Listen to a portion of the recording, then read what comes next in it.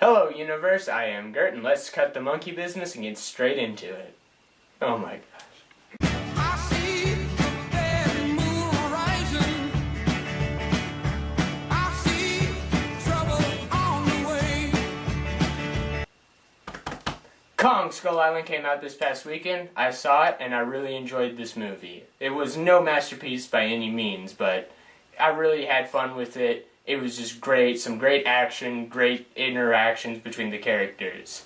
Starting off, Kong, every time he was on screen, you just felt this presence. He was really cool. It was just, every time he was on screen, he was messing some stuff up, whether that be helicopters, some giant octopus thing, or just one of those skull crawler things. Every time he was on screen, he was messing some stuff up, and it was a really great iteration of Kong that I really enjoyed.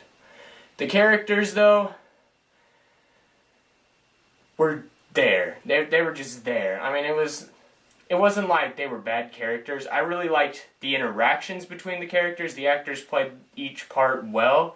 It's just, not every character was fleshed out. That doesn't mean, though, that I hated the characters. I've seen a lot of critics bash the movie because, oh, there was no character development or anything like that. For the most part, I mean, they're right. Tom Hiddleston and Brie Larson are in this as people. When Tom Hiddleston plays like some sort of mercenary guy, I guess, who's in it for the money, and he's just kind of there to hold a gun and say words. He doesn't really do anything past that. Brie Larson's just there to take pictures for some reason. But I feel like that where the movie shines with the characters is the side characters. They aren't as fleshed out either, but they're still really good, and I really enjoyed their little interactions. We had the army guys. I can't remember their names because they're not good characters, but I still like them. So we had the army guys with the 20-something-year-old looking guy who was along the ride with Tom Hiddleston, Brie Larson. He was just kind of there just to be there, be the little army escorts. Then we had this old guy who was played by the guy who played as the head of S.H.I.E.L.D. in Agent Carter. That's the only place I know him from. But the old guy and pretty much the main African-American guy besides Samuel L. Jackson, him and that guy, they really had a good bond. They kept bouncing off of each other really well, and I really liked that, although they didn't really have too much fleshed out characters. I mean, the characters that had the most fleshing out were John C. Reilly's character, who crashed on the island as a World War II pilot and stayed there throughout the Vietnam War, in which this movie takes place in, and he just really wants to get home to his family, and I really like his character. He has the funny lines. He's the guy who knows everything about the island for the most part. And it's really cool to see him leading around this expedition. Other characters that I really liked were Samuel L. Jackson's character. He had a good motivation for being there. I think he just really wanted to kill something. Like, I've seen a lot of comparisons to Moby Dick and Captain Ahab. Like, Kong was Samuel L. Jackson's character's white whale. So it was pretty cool to see that. He just wanted something to kill because he didn't really like the way the Vietnam War ended off. So he's just like, I need to kill something now. He sees this giant monkey killing people and he's like, I'm gonna get that son of a gun. And he tries to. No spoilers, but he definitely goes at it hard.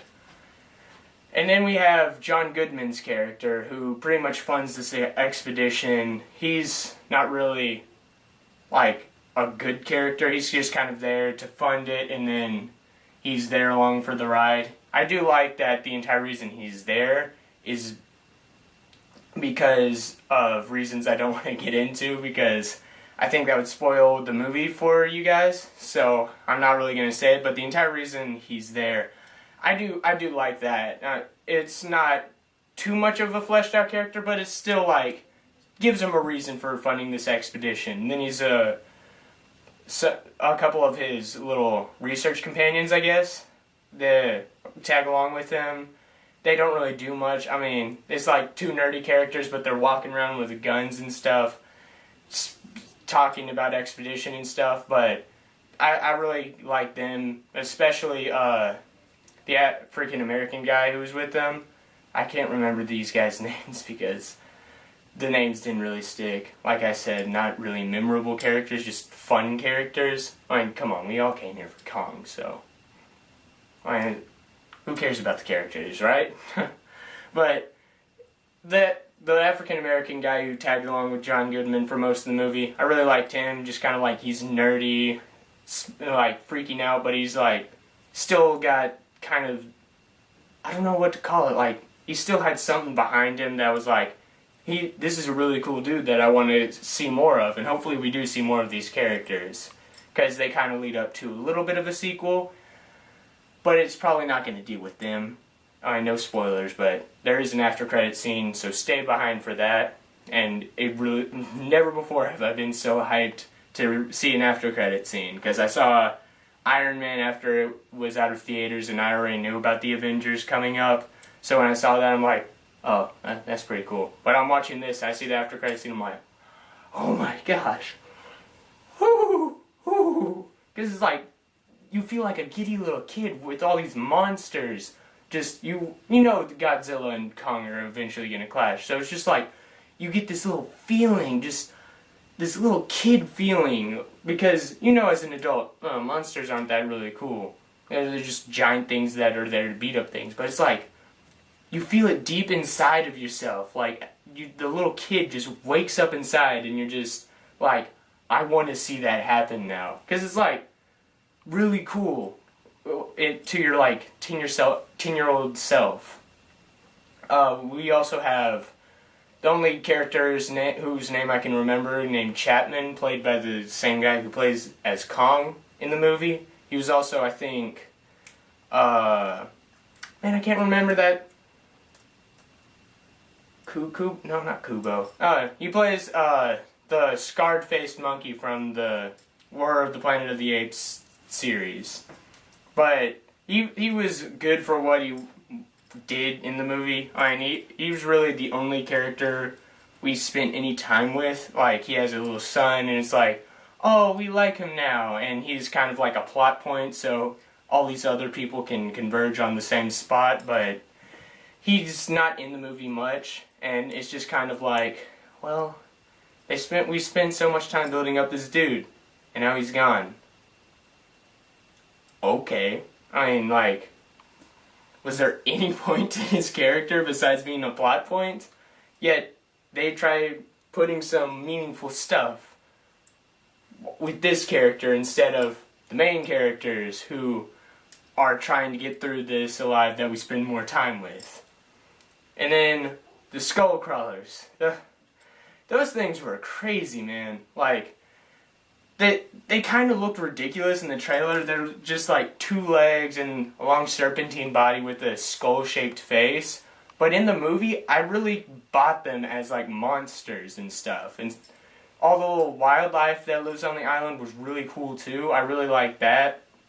But, I mean, apart from that, like, the movie's a fine movie. It's more of a popcorn eating movie. Like, you just sit there and eat the popcorn, enjoy the movie. It's more of a popcorn flick. It's not something you go for the meaningful character interactions and character build-up.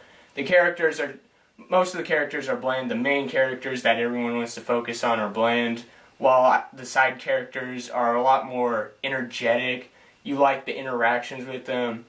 But apart from that, it's just kind of like, you came here to see Kong, so if the characters aren't that great, they aren't that great. If Kong's bad, the entire movie sucks. And I'm glad to say, Kong did not disappoint with Kong. Oh my gosh, he was awesome in this movie. And in the movie, I don't know if this is a spoiler, so just spoiler warning, I guess. They say he's still growing, he's young, so even though he's huge in this, he's going to be a whole lot bigger when he fights Godzilla, and I am looking forward to that. Thanks, guys. That's pretty much my thoughts on Kong Skull Island. This was more of just a video for me to kind of ramble on and on with little editing, so I don't have to spend a lot of time editing this, just so I can get my thoughts out there quickly. So if you enjoyed this video, like my thoughts, please leave a like below on this video. Let me know in the comments what you thought on Skull Island. And if you haven't subscribed already, press that subscribe button and see some more videos from me. Whoops. That's not good. I'm not editing that out because I'm lazy. Alright. I am Gurt, and I'll see you out in space.